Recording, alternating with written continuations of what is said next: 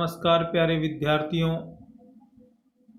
BA पाठ द्वितीय की इस कक्षा में आप सभी का स्वागत है। पिछले व्याख्यान में हमने ब्रिटिश संसदीय शासन व्यवस्था के जो दो महत्वपूर्ण सदन हैं उनमें से लोक सभा के संबंध में बात की थी। लोक सभा को संसद का उच्च सदन भी कहा जाता है। उस व्याख्यान में हमने लोक सभा के कार्य एवं उसकी शक्तियों के संबंध में विस्तार से प्रकाश डाला था। आज हम ब्रिटिश संसद के द्वितीय महत्वपूर्ण अंग कॉमन सभा के संबंध में इस व्याख्यान में बात करेंगे, जिसे निम्न सदन भी कहा जाता है। ब्रिटिश कॉमन सभा यानी निम्न सदन, ये जो ब्रिटिश संसदीय शासन व्यवस्था का मॉडल है, ये भारतीय संसदीय शासन व्यवस्था के मॉडल से बिल्कुल समान दृष्टि से देखा जा सकता है, मिलता है, क्योंकि भारतीय संसदीय शासन व्यवस्था का अधिकांश स्वरूप ब्रिटिश संसदीय शासन व्यवस्था से प्रेरित हैं। यदि वास्तविक स्थिति में देखा जाए तो कॉमन सभा को ही ब्रिटिश संसद कहा जा सकता है।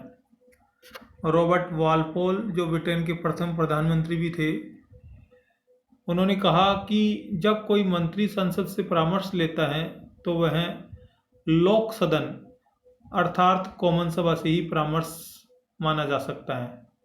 जब सम्राट संसद को विघटित करता है तो वह ये समझ लीजिए कि लोक सदन को ही विघटित करता है।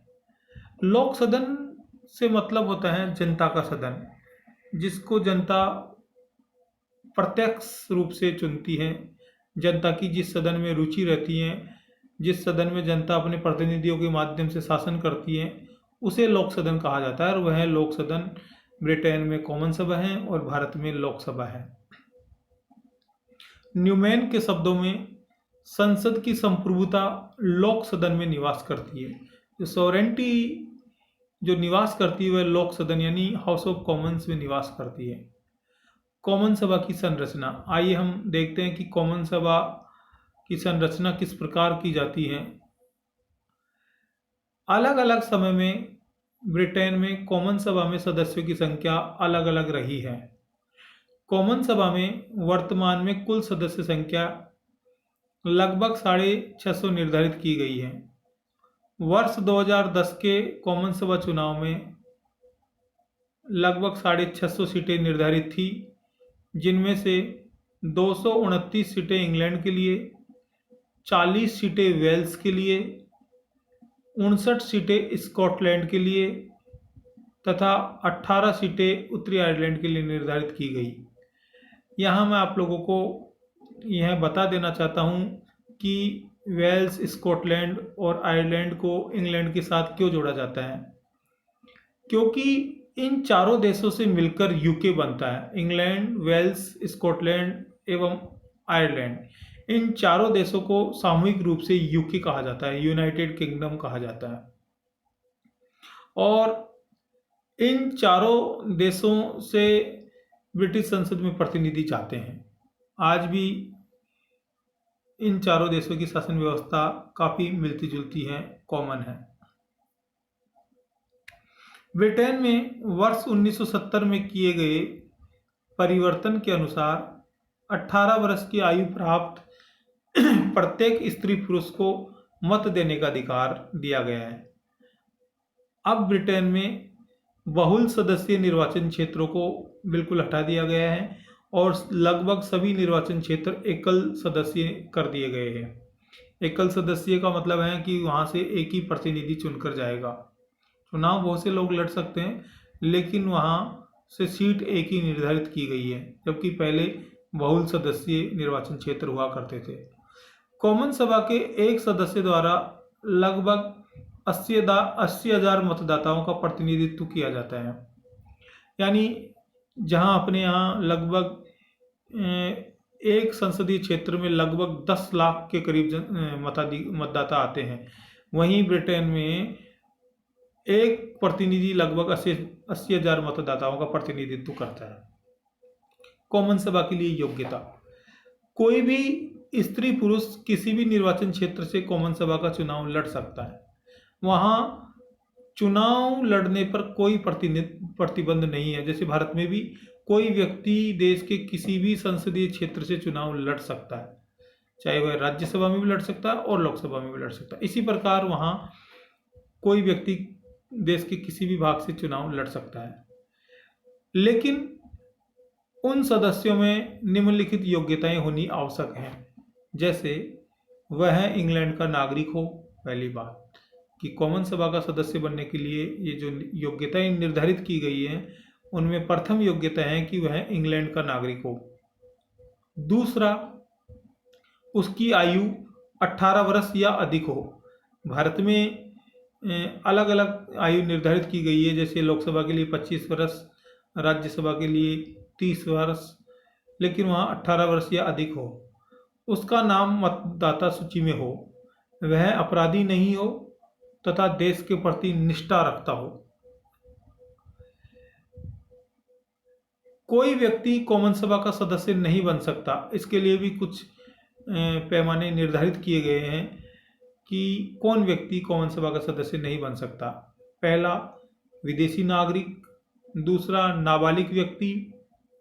तीसरा, शासकीय कर्मचारी यानी सरकारी नौकरी करने वाले। चौथा, पागल या दिवालिया व्यक्ति। पांचवा, जो व्यक्ति लाभ के पद पर आसीन हो यानी लाभ के पद पर विराजमान हो। कॉमन सभा सदस्यों का कार्यकाल। कॉमन सभा के सदस्यों का कार्यकाल पद ग्रहण करने की तारीख से 5 वर्ष निर्धारित किया गया है। बिल्कुल, भारत में भी लोकसभा सदस्यों का कार्यकाल 5 वर्ष है। आवश्यकता पड़ने पर कॉमन सभा का कार्यकाल बढ़ाया भी जा सकता है। जिस प्रकार प्रथम विश्व युद्ध एवं द्वितीय विश्व युद्ध के समय इनका कार्यकाल बढ़ाया गया है।